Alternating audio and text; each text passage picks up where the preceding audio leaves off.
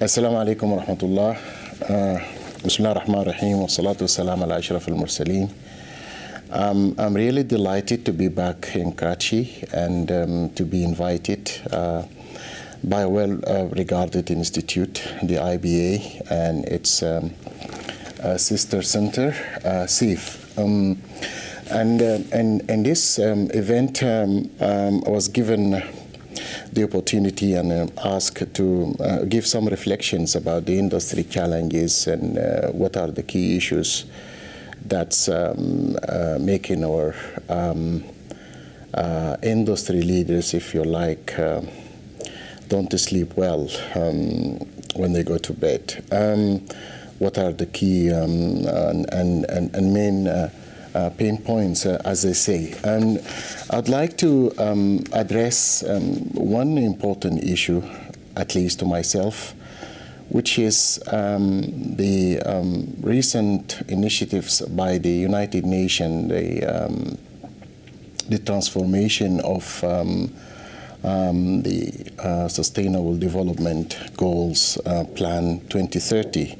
So as I was saying, the infrastructure projects is an opportunity for institutions that offer Islamic financial services to look out for possible ways of taking share in these projects. One possible instrument that probably be useful for the industry is a Sukuk,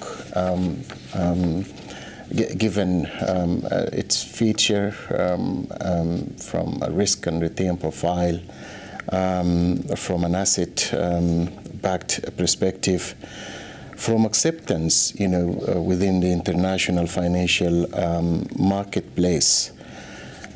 So what I plan to do in the next 10 minutes or 15 minutes is just to highlight the importance of developing a strategy for Islamic capital market, its products, and its ecosystem.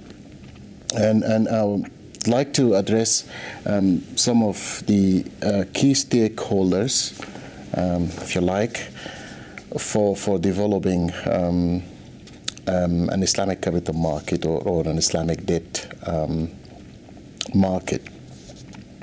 One of these, obviously, is the regulators, and there has to be a government support in terms of founding and laying down and the key regulatory frameworks, appropriate regulatory frameworks, and engaging the key market participants in developing these rules and regulations. The other one, the investor side, there has to be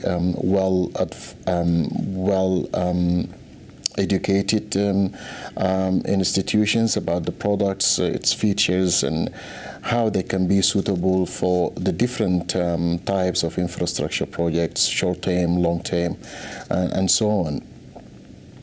An important pillar of this capital market development is the Sharia compliance and Sharia governance element, where Sharia scholars also have a role to develop the different challenges that may face developing these products and how they can be implemented in the real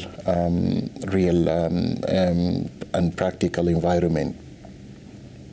The other and final one of the key stakeholders is the supporting institution, the business supporting institutions, the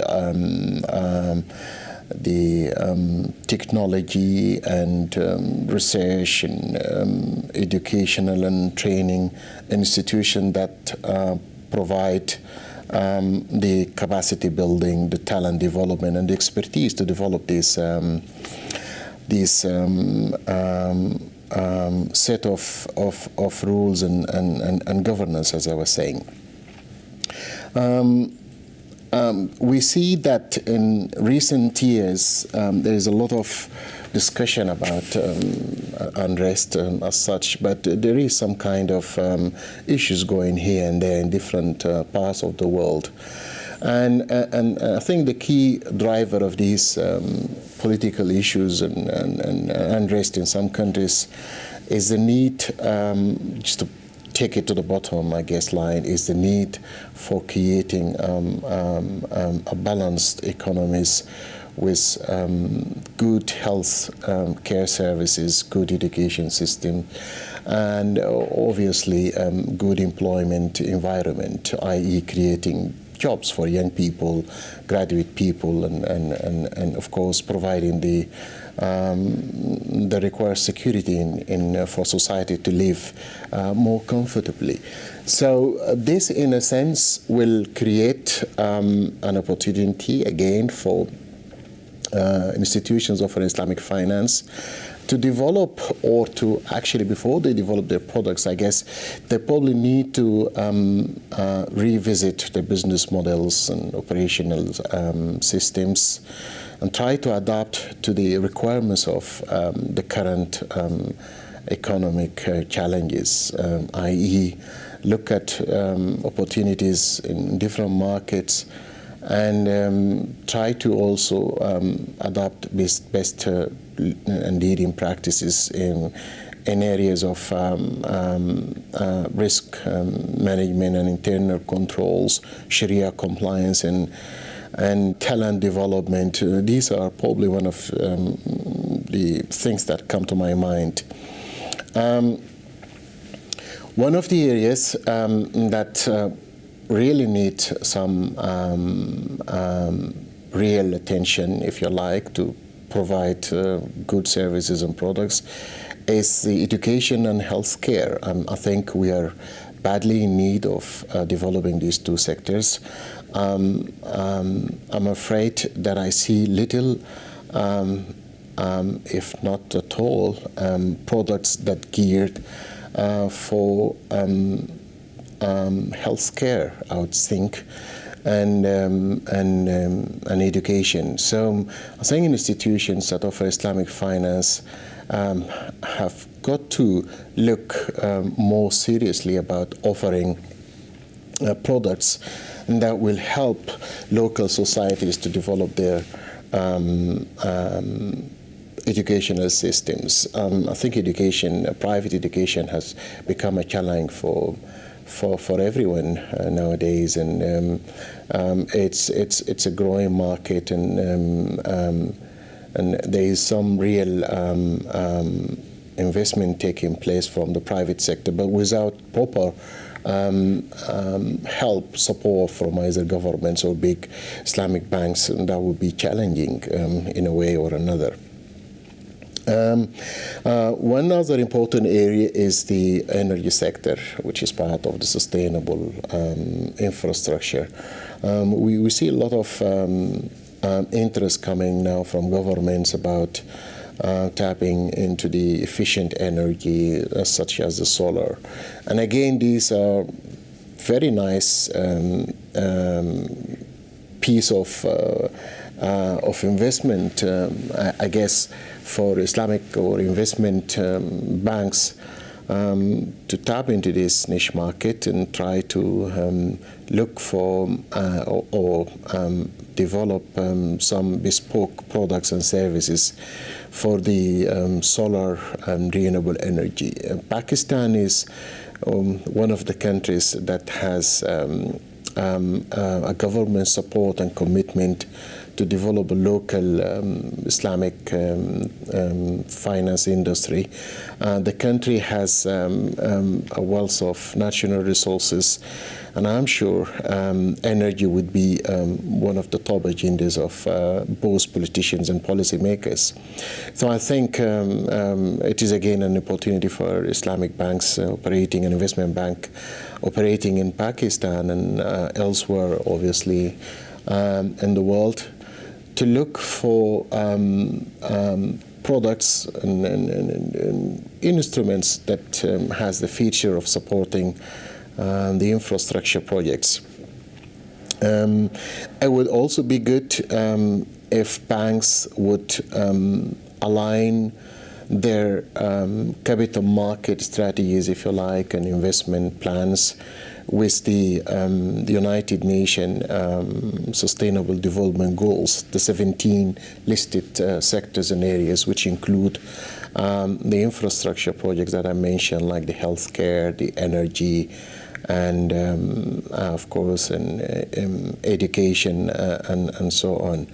What is interesting about this United Nations Development Goals is it also focuses on what I can call the 5 Ps: people, planet, prosperity, peace, and partnership. And I'm interested in, of course, all of them are so interesting to talk about them individually. But I guess the last one, partnership, is important. Islamic finance is a small industry, and it doesn't have the capacity to build the kind of big or capital-intensive projects in the infrastructure. So I guess consortium is something that comes to my mind. Islamic Investment Bank from the Middle East, from Asia, from other parts of the world, like Central Asia has interest now in developing Sukuk markets. So these are all possibilities of creating a consortium of developing projects.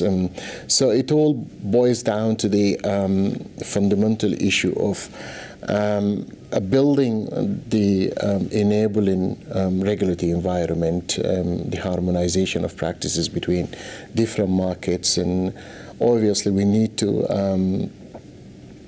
reach out to specialized infrastructure financing institutions to exchange the required expertise and have the knowledge of developing something that will hopefully be relevant to our local markets and local needs.